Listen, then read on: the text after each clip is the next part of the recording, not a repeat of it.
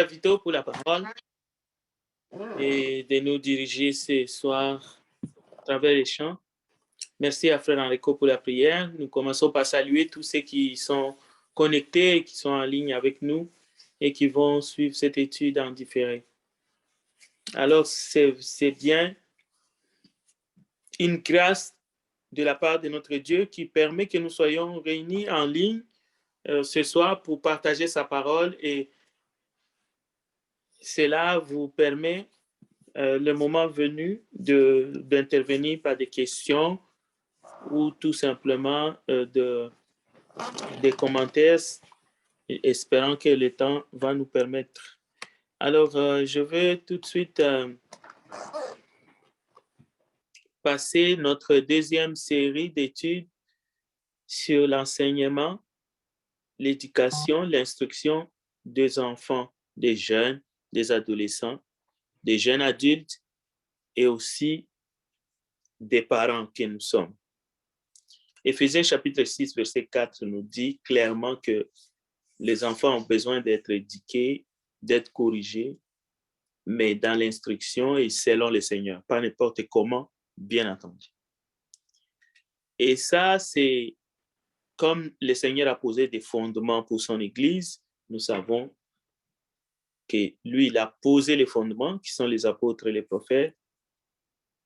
La même chose, les enfants en venant dans le monde, à travers les parents qui ont reçu cette mission d'accueillir ces enfants, il y a un fondement, il y a les fondations qui doivent être posées selon le Seigneur.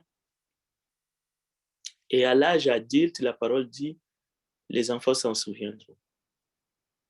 Maintenant, il y a dans l'Église, qui est la colonne et l'appui de la vérité, l'instruction, l'enseignement de la parole de Dieu dont les enfants sont aussi bénéficiaires. Sans oublier que nous sommes dans le monde, cela veut dire que ce n'est pas les hommes pour influencer les jeunes lorsqu'ils grandissent, les ados, et même les adultes, nous sommes influencés parfois en dépit ou en plus de l'éducation, de l'instruction que nous avons tous reçue dans la maison et dans l'Église, qui est la famille de Dieu. Mais lorsque les fondements ne sont pas renversés, lorsqu'on a fait une bonne fondation selon le Seigneur à travers les enfants dans leur jeune âge, la parole nous dit clairement que il arrivera à un moment, à l'âge adulte, les enfants s'en souviendront. Alors Dieu soit béni parce que sa parole est la vérité. Alors nous allons commencer par l'exemple du Seigneur. Justement, c'est un texte que nous avons souvent lu dans Luc chapitre 2, le verset 52. Nous allons juste le citer. Il est écrit ceci: Jésus croissait en sagesse, en stature et en grâce devant Dieu et les hommes. Qu'est-ce que nous pouvons apprendre dans ces passages des Écritures saintes concernant le Seigneur en personne? D'abord, il y a la sagesse. Croître en sagesse, cela signifie simplement qu'il y avait un développement mental. Et ce développement mental est lié à l'âme qui est le siège des sentiments. Une personne sage, c'est une personne qui a un développement normal sur le plan mental, quelqu'un qui est lucide, mais quelqu'un qui prend en compte les instructions, les enseignements des personnes ou ce qu'il a appris de ses parents. C'est ça la sagesse. Mais la stature, c'est la croissance physique du corps. Quelqu'un peut être bien bâti et même faire des exercices, marcher. Comme au 1er siècle, les gens marchaient beaucoup, ils faisaient de longues distances ou bien c'était sur le dos de l'âne. Mais ce n'est pas comme aujourd'hui où les gens roulent, voyagent en bateau et font des voyages aériens aussi, ainsi de suite. Dans très peu de temps, on peut passer d'un pays à un autre. Donc, le Seigneur croissait aussi en stature, en grâce devant Dieu. En grâce devant Dieu, ici, c'est la croissance spirituelle. Sans nul doute, on comprend tout de suite. Et devant les hommes, c'est les comportements dans la société. Cela veut dire la croissance du Seigneur. La croissance du Seigneur, nous sommes en train de le voir, de l'étudier pour comprendre la croissance aussi chez l'enfant, chez le jeune, chez l'ado. Un jeune qui ne grandit pas en grâce devant Dieu, cela veut dire que les enseignements spirituels ne lui disent absolument rien. Ça ne compte pas, au fait. Il n'est pas réceptif. Un jeune ou un enfant qui ne grandit pas en grâce devant les hommes, il a un comportement qui peut choquer. Et d'ailleurs, on peut se demander, mais c'est l'enfant de qui se comporte comme ça? C'est un enfant rebelle. Et il y a aussi parfois des jeunes, des enfants qui ne grandissent pas en stature. Alors, on va voir quelqu'un qui a toujours un petit corps ou bien sa taille laisse à désirer. C'est-à-dire qu'il ne grandit pas normalement. C'est un peu manque de croissance physique. Et la sagesse, c'est le développement mental. Mais nous allons quand même rappeler ici un point important parce que dans ces versets, nous ne trouvons pas l'éducation qu'on peut aller ou l'instruction qu'on peut aller chercher dans les écoles. Et ça, c'est de manière professionnelle. On sait que si on n'envoie pas son enfant à l'école, il risque de ne pas trouver du travail ou il va faire le travail à moins qu'il travaille dans son compte ou il va peut-être trouver du travail le plus. Alors, on envoie nos enfants à l'école pour qu'ils apprennent aussi d'autres choses par rapport au monde. Mais les parents, nous devons être conscients que dans les écoles modernes, les jeunes apprennent beaucoup de choses, entre autres la philosophie, qui est une science qui infecte la foi pure de l'enfant, du jeune, de l'adolescent ou du jeune adulte, parce que c'est quand même à un certain âge, aujourd'hui même dans les écoles secondaires, on peut apprendre la philosophie. Mais il y a d'autres choses que l'enfant peut aller apprendre justement dans les écoles modernes. Nous devons en être conscients. L'enfant peut apprendre la théorie de l'évolution. Cette théorie de l'évolution s'oppose à la théorie de la création et même s'oppose verticalement à la théorie de la création telle que cela est inscrit dans la Bible, parole de Dieu. Et c'est dans cette théorie de l'évolution qu'on instruit les jeunes adultes que l'ancêtre des humains, c'est un gros singe de l'Afrique centrale et l'Afrique est tout à coup le berceau de l'humanité. Adam et Ève sont mis complètement dans les rencarts. Ce ne sont pas les ancêtres des humains. Dieu n'a pas créé du tout le monde. Dieu n'a pas créé la terre.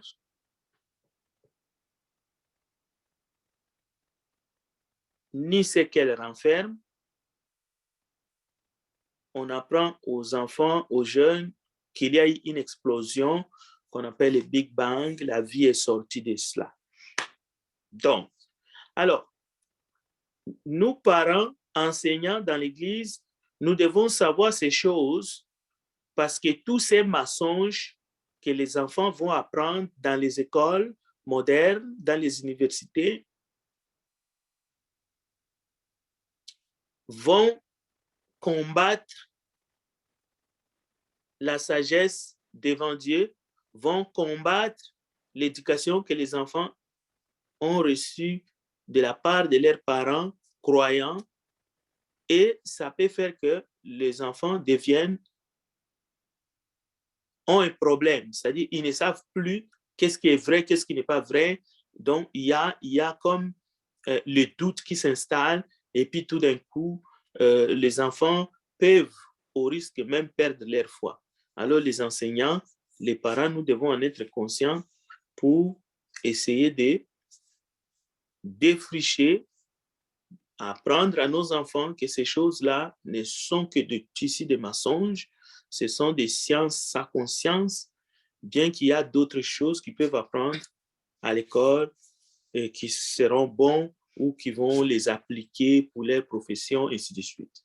Mais ces théories-là, ces philosophies sataniques-là, il faut que ça soit clair dans un dialogue constructif.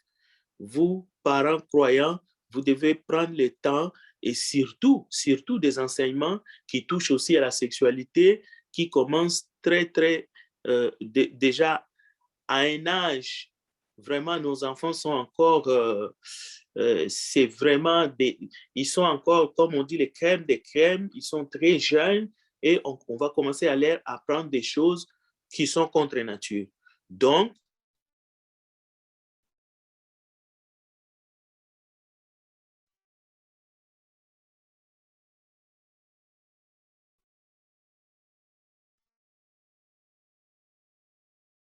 dans les classes de dimanche, nous tous sommes conscients et travailler en collaboration justement par rapport à tous ces mensonges ou ces théories et qui sont d'ordre à pervertir la morale et même les personnalités de nos enfants. Donc, ce sont des théories qui sont dangereuses.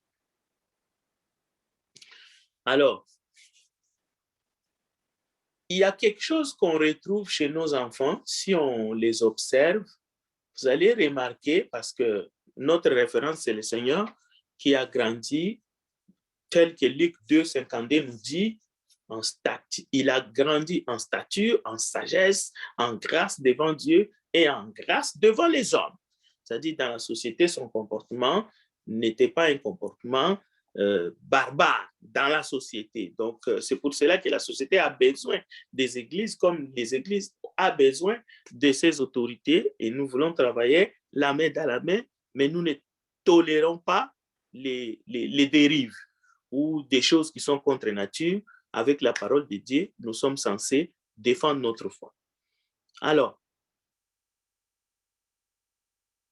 sans nul doute, nous vivons dans un monde qui est hostile et il y a un esprit, on peut dire un climat, une partie du monde, on peut dire que le monde a choisi comme style de vie le mensonge. Donc, le mensonge a pris des proportions énormes aujourd'hui, et d'ailleurs, c'est pour cela que le diable est décrit comme étant le père des mensonges. Donc, on peut parler d'une autre pandémie, cette fois-ci, qu'on peut dire c'est une épidémie, même une pandémie des mensonges.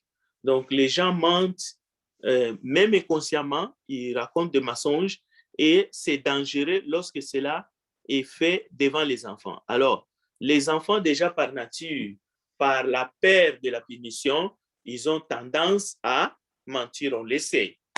Mais ce n'est pas parce qu'ils sont méchants. Bon, alors, les parents et les enseignants doivent insister beaucoup sur ces phénomènes qui est un péché, le mensonge, chez les enfants, chez les ados, et leur apprendre que c'est un vice qui peut détruire leur vie. Et il ne faut pas que les enfants retrouvent justement ces crimes, ce mensonge, cette pandémie chez nous, les parents, qui sont devant eux, nous qui sommes leurs enseignants, nous qui sommes leurs modèles, qu'ils nous voient en train de mentir. Qu'on leur dise qu'il y a l'esprit de mensonge dans le monde, c'est une chose, mais qu'ils trouvent que nous pratiquons le mensonge déjà dans les maisons ou dans nos lieux de rassemblement, qu'ils nous voient en train de mentir, ça ne va pas les aider, bien entendu. Mais avouons-le, beaucoup des adultes, pas seulement dans notre temps, depuis que le monde est monde, choisissent de vivre dans les mensonges, et cela n'a pas aidé vraiment les générations beaucoup des enfants ont grandi comme si mentir était quelque chose tout simplement d'énormal. Et on sait que cela touche nos jeunes, nos enfants, même sur le plan mental.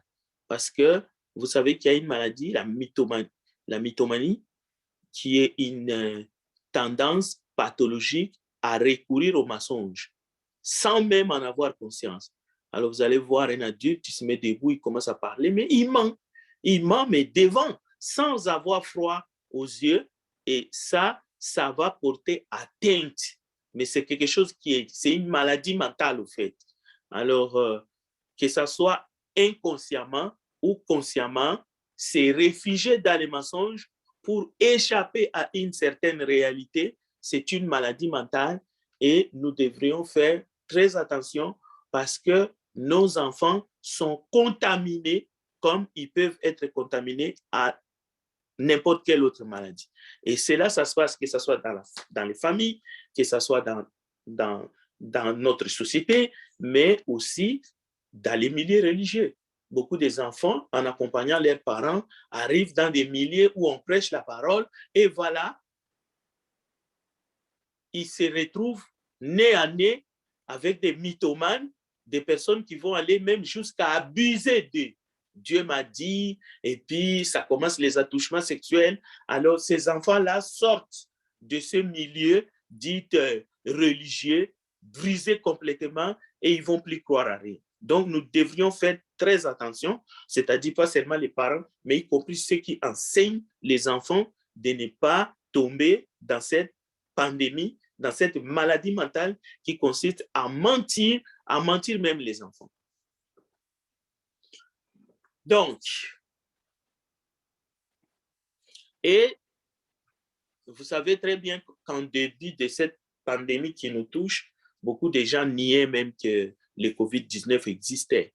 Vous comprenez que petit à petit, ils ont fini par comprendre que, au fait, ils étaient dans les dénis. Donc, la maladie du COVID-19, ce n'est pas un mythe. Donc,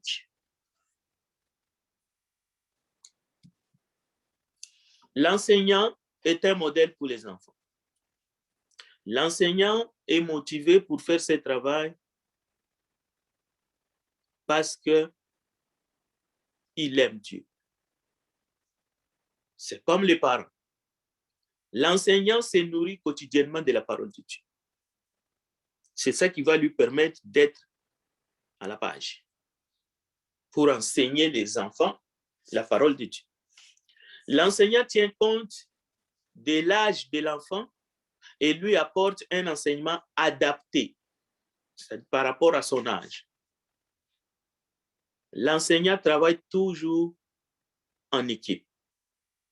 Ce n'est pas un loup solitaire qui ne parle à personne. Il arrive, il ne consulte pas les autres enseignantes. Il arrive, pour lui, c'est les enfants, boum, il bombarde, il part. Donc, il vient que pour les enfants. Les autres activités de l'Église ou le culte, proprement dit, ça ne lui regarde pas. Non, ce genre d'enseignant, ça ne fonctionne pas. C'est comme les parents aussi. Les parents n'est pas un restaurant. Ils donnent seulement à manger aux enfants, mais l'enseignement biblique ou les activités des enfants, ça ne lui concerne pas. Il y a une activité, il faut apporter les enfants, lui, il n'est pas là. On ne voit pas les enfants, en fait. Donc, les enfants ont besoin de participer dans une activité avec les autres enfants ou dans une étude biblique, mais les parents n'emportent pas, au fait, ces enfants. Donc, vous voyez, l'enseignant travaille toujours en équipe, c'est-à-dire il partage, il consulte le prédicateur, il consulte le diacre dans des questions importantes, essentielles. L'enseignant rend service dans l'assemblée avec joie et empressement. Ce n'est pas quelqu'un qui est là pour respecter, pour dire que les enfants, ça ne va pas, c'est terrible. Non, c'est quelqu'un qui travaille parce qu'il aime le Seigneur, parce qu'il aime les enfants. Il est là pour apporter un plus. Et s'il y a quelque chose qu'il a besoin d'aide, il va chercher de l'aide. Il va chercher du soutien. Donc, et l'enseignant collabore avec les parents, pas dans un esprit critique. L'enseignant prie pour les enfants qui lui sont confiés. Les enfants ne sont pas des numéros dans une classe, mais les enfants sont des personnes qu'on a confiées justement dans une classe. Cet enseignant doit prier, cet enseignant doit prendre en considération que ces enfants ne sont pas des numéros. L'enseignant propose, participe à des activités avec les enfants en vue d'établir une relation de confiance avec eux. La même chose avec les parents et les parents avec leurs enfants. Donc, Jésus nous enseigne tout cela parce que Jésus nous enseigne la grande importance des enfants au sein de la famille. La grande importance des enfants dans l'Église. La grande importance des enfants dans notre société. Lorsqu'on comprend tout cela, alors on fait un travail vraiment de qualité. Nous devons prendre soin des enfants, des ados, des jeunes, selon le Seigneur. Selon le Seigneur. C'est pour cela que nous n'avons pas honte, nous n'avons pas, d'ailleurs nous le faisons sans réserve et nous le faisons avec foi. L'enfant a plusieurs dimensions. Il y a les côtés physiques, il y a les côtés spirituels, il y a les côtés mentaux. Donc, nous devons savoir que, peut-être que sur le plan mental, ce matin, ça ne va pas, alors l'enfant peut peut-être bouger plus ou moins. Tout ça, ce sont des choses que nous devons savoir et prendre en considération. Le but de tout ça, c'est de poser les bons fondements, ce qu'on appelle le base. Donc, on n'entraîne pas les enfants dans des choses qui sont... en fait, on surveille les enfants en même temps. Parce que les enfants, entre eux, sans esprit de méchanceté ou quoi, les enfants sont innocents, mais il faut les surveiller parce qu'un enfant, involontairement ou volontairement, il y a des enfants qui bougent plus que les autres pour qu'il n'y ait pas d'incidents. Et puis, il ne faut pas entraîner les enfants dans le mal, leur raconter des histoires peut-être violentes ou non. Il faut les administrer la parole, mais pas dans le but de les forcer, parce que le but n'est pas d'endoctriner les enfants. C'est pour cela que nous venons de dire qu'il faut tenir compte de l'âge des enfants. Le but, c'est d'accompagner les enfants. Et dans la garderie, c'est juste garder les enfants dans un endroit sécuritaire pour que les parents puissent apprendre et à un moment donné, ils vont reprendre leurs enfants. Donc, le but, ce n'est pas d'endoctriner les enfants, leur forcer, si vous voulez, de partager notre foi ou essayer de les changer par la force, les obliger de faire les choses. Non, nous ne sommes pas une secte. Nous ne sommes pas une secte. Donc, c'est ça. Ce n'est pas une communauté parallèle que nous créons, c'est-à-dire faire rentrer dans la tête des enfants que le monde est dangereux, ne vous mélangez pas avec les enfants du dehors. Non, non, non, non.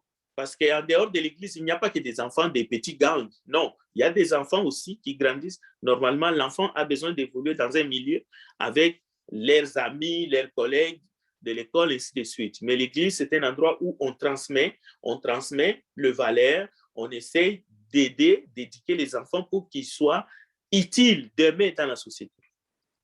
Donc, Psaume chapitre 27, verset 3, nous dit ceci. Des enfants, voilà les vrais biens. Voilà les vrais biens dans la famille. C'est Dieu qui parle. Vous savez que nous avons plein de choses là. Nous avons des greniers pleins.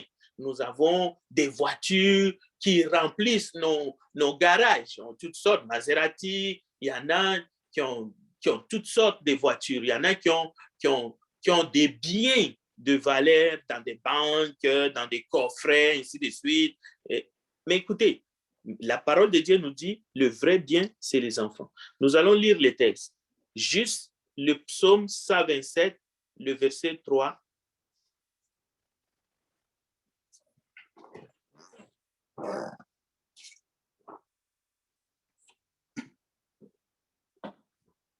Si vous avez trouvé, vous pouvez lire. Seulement, lisez le verset 3, comme je dis. Juste un verset.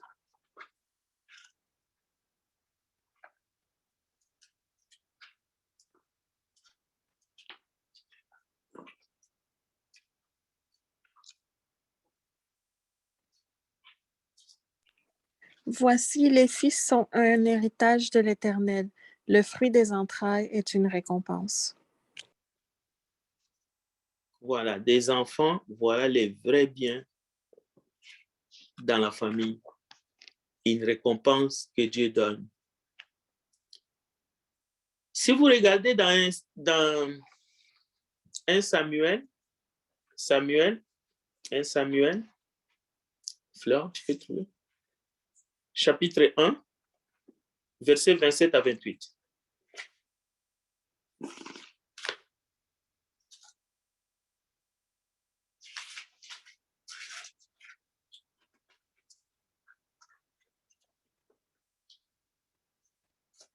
Premier Samuel, si tu peux l'afficher aussi, s'il vous plaît. Chapitre 1, versets 27 à 28, s'il vous plaît.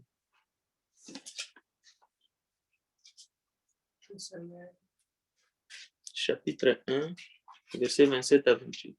Lisez. C'était pour cet enfant que je priais, et l'Éternel a exaucé la prière que je lui ai adressée. Aussi, je veux le prêter à l'Éternel. Il sera toute sa vie prêté à l'Éternel. Et il se prosterna devant l'Éternel. Voilà. C'est pour obtenir cet enfant que j'ai prié. Et l'Éternel a exaucé ma prière.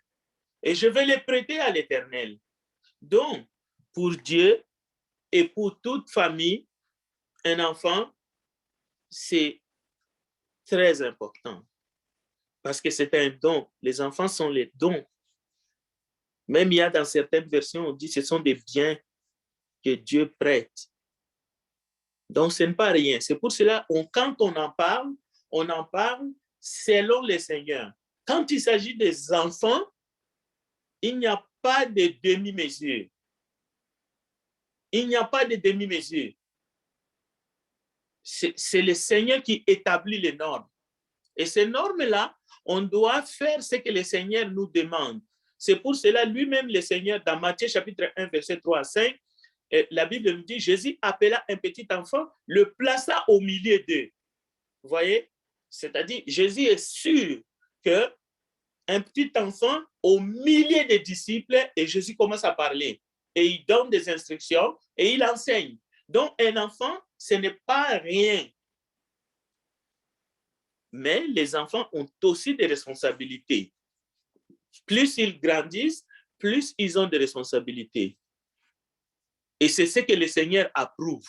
C'est-à-dire un enfant qui grandit sans esprit de responsabilité, qui ne comprend pas ses responsabilités malgré qu'il grandit, alors il ne grandit pas. Peut-être qu'il grandit en stature, mais il ne grandit pas en sagesse. Il ne grandit pas en sagesse devant les hommes. Il ne grandit pas en sagesse devant Dieu. Mais ce n'est pas ce qu'on souhaite, ce n'est pas ce que Dieu veut. Dieu approuve que plus l'enfant grandit, il prend des responsabilités. Colossiens chapitre 3, verset 20. S'il vous plaît.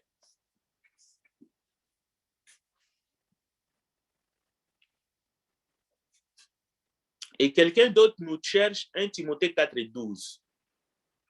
Mais lisons d'abord Colossiens 3, 20, pendant qu'un autre cherche 1 Timothée 4 et 12.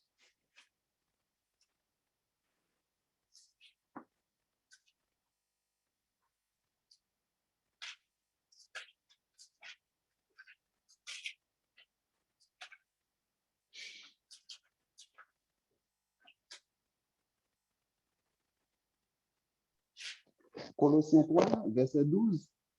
Colossiens 3, 20. 20, ok. Le verset 20,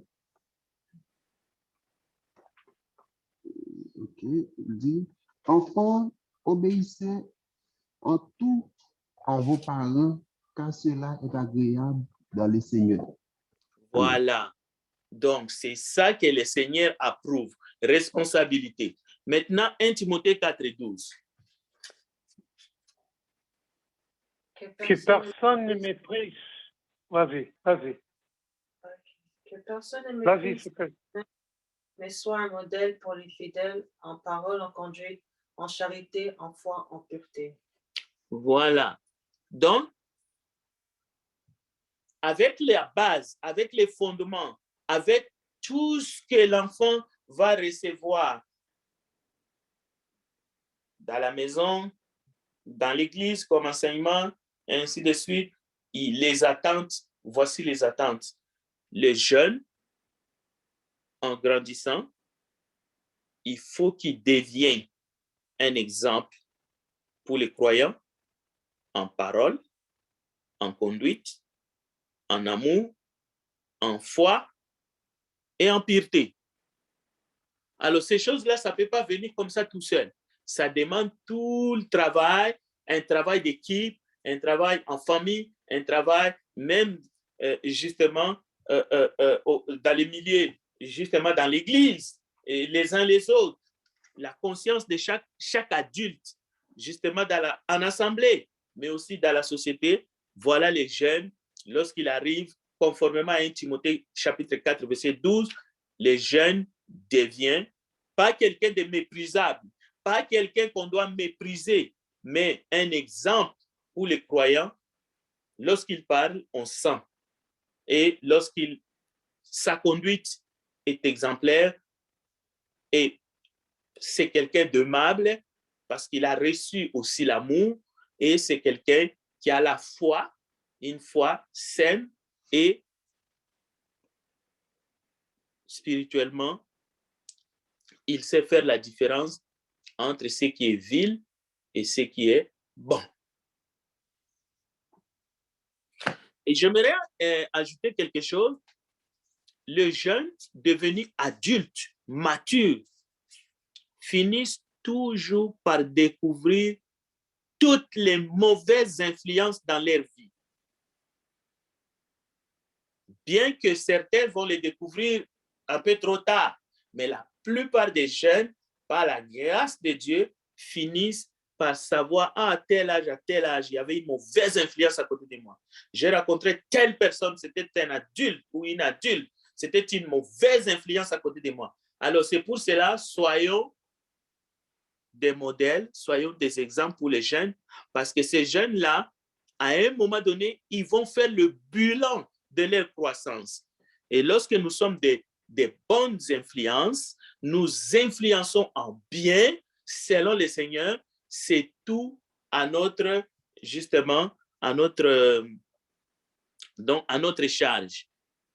Même dans la famille, un des deux parents ne doit pas monter son partenaire contre les enfants dans le but de se faire aimer. Les enfants finissent par les savoir et par les discerner en sachant que à un certain moment, dans ma croissance, voici ce qui s'est passé. C'est pour cela que nous devons être prudents, nous devons être des simples serviteurs, des serviteurs inutiles, comme il est dit dans Luc 17. C'est-à-dire, nous sommes là pour faire l'œuvre de Dieu, parce que toute chose que nous allons faire qui est contraire à la volonté de Dieu, non seulement c'est inhumain, mais cela risque d'être pris à charge contre nous tôt ou tard, et surtout pas devant Dieu.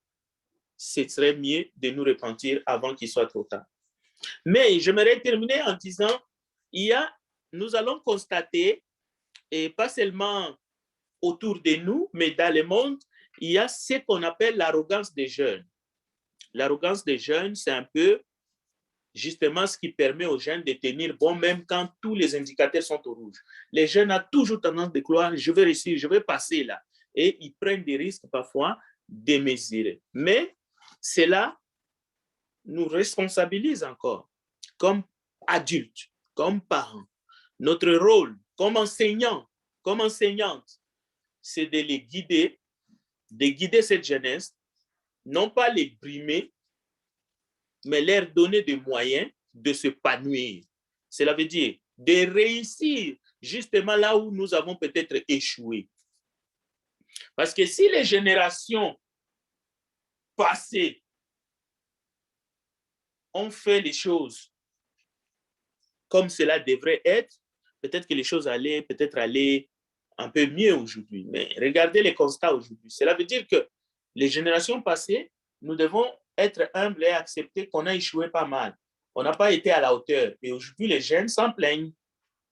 Mais nous pouvons quand même les aider parce que l'arrogance des jeunes, l'arrogance des enfants qui grandissent, parfois, ils ne sont pas conscients que la vie est difficile. La vie est difficile. La vie a toujours été difficile depuis la nuit des temps. Et nous devons leur dire ça. Nous ne devrions pas faire semblant, essayer de leur miroiter, leur faire croire un monde idéal, un monde où il n'y a pas la souffrance, un monde où il y a la liberté. Ça, ce sont des mythomanes. Il y a pas, écoute, ce n'est pas facile. Il faut dire aux jeunes, la vie n'est pas facile. Ça n'a jamais été facile. Il faut travailler. Le bonheur, ça ne vient pas avec l'argent. L'accumulation de l'argent, le bonheur vient dans le travail, un travail dur et parfois même dans des restrictions, mais dans l'amour et le partage. Mais il faut aller plus loin. On peut avoir toutes ces choses, on peut être vraiment bien garni et on peut avoir toutes les choses de ce monde, mais si on n'a pas la foi, sans la foi, il est impossible de lui être agréable. Donc, ça demande aussi une foi, une croyance, bien qu'aujourd'hui, tout le monde jette la foi et la croyance. Donc, la grande responsabilité de notre génération des adultes, de parents aujourd'hui, c'est de dire à cette génération montante que la vie n'est pas toujours une partie des plaisirs. Oui, il faut parfois prendre des risques dans la vie, mais il ne faut pas exagérer. Il faut éviter de faire des analyses superficielles devant les jeunes et là où sont les jeunes.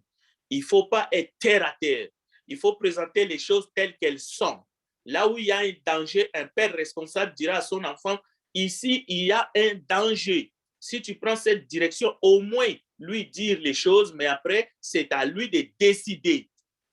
Il y a une dépravation de mœurs. Il ne faut pas avoir peur de dire à nos jeunes, écoutez, cette tendance-là, c'est la dépravation de mœurs. Il ne faut pas suivre cette voie-là. Et il faut dire, comme nous avons l'habitude de le faire, que dans ce monde, c'est difficile de vivre comme chrétien. Alors, il ne faut pas fuir les gens, mais il faut faire attention pour ne pas faire comme tout le monde. Mais on peut vivre mieux, on peut vivre avec les gens du monde sans les copier bêtement lorsqu'ils sont égarés et lorsqu'ils deviennent des mythomanes. C'est-à-dire, ils mentent. Et d'ailleurs, même dans les milieux religieux aujourd'hui, quelqu'un a la Bible à la main, mais il dit des mensonges. Ça, c'est la mythomanie. C'est pour cela, la Bible nous donne le mandat de dénoncer, mais avec la dernière énergie, le faux prophète, le faux apôtre, le faux enseignant. Il faut les démasquer parce que ce sont des loups dans la bergerie. Et les enfants doivent savoir ça aussi. Donc, il ne faut pas venir avec un enseignement à peu près avec les enfants parce que vous êtes en train de gâcher leur vie, leur génération. Donc, il ne faut pas sous-estimer la capacité de nos jeunes, de nos enfants, d'agir contre leurs propres intérêts. Ça, nous, les adultes dans la foi, nous devrions être vigilants. Et pas seulement les jeunes, même les adultes, les gens qui sont sans foi ni loi, sans Dieu, qui pensent qu'on peut mettre Dieu de côté, ces gens-là, il ne faut pas sous-estimer leur capacité d'agir comme être humain, mais contre leurs propres intérêts. Ils s'en fichent complètement de la destinée finale de leur âme. Ils ne pensent qu'au présent. Et ils pensent que s'ils sont bien, s'ils ont le bien de ce monde, c'est bon, ils vont vivre éternellement. Le problème, c'est que avez-vous déjà vu quelqu'un qui a 160 ans ou 170 ans? Non, on ne vit pas éternellement dans ce monde. Nous ne sommes pas d'ici. Personne ne peut se frapper la poitrine en disant c'est mon pays, ça c'est mon pays, je vais vivre ici éternellement, je vais construire des clôtures pour que les autres ne viennent pas, ainsi de suite. Non, les gens meurent, ils laissent leur pays. Ils laissent leur pays, mais ils laissent leur pays à qui? À leurs enfants, mais leurs enfants meurent, ils laissent le pays. Cela veut dire que ce monde appartient à Dieu. Nous sommes tous des étrangers. Alors, il faut dire ça aux enfants et aux jeunes. Le bonheur ne se repose pas sur l'argent, mais dans l'amour du travail et le partage. Tout cela dans la foi en Dieu et à son Fils Jésus-Christ. La situation du monde continuera à être difficile. D'ailleurs, avec ce virus qui dérange tellement, la vie des citoyens dans le monde est en train vraiment de devenir de plus en plus pénible. Et d'ailleurs, même les jeunes, regardez nos jeunes, nous n'avons pas vécu comme ça.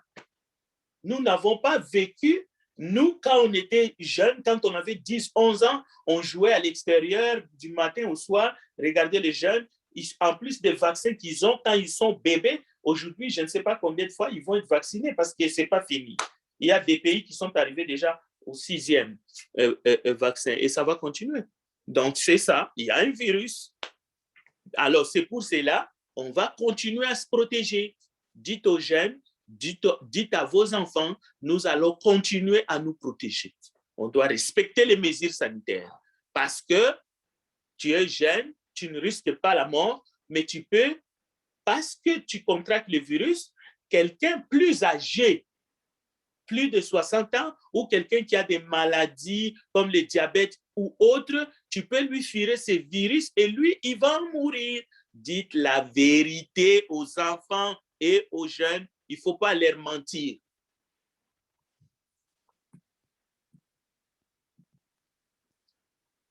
Un bon exemple que nous avons dans la Bible, c'est Loïs et Éunice, mère de Timothée. 2 Timothée chapitre 1, verset 5.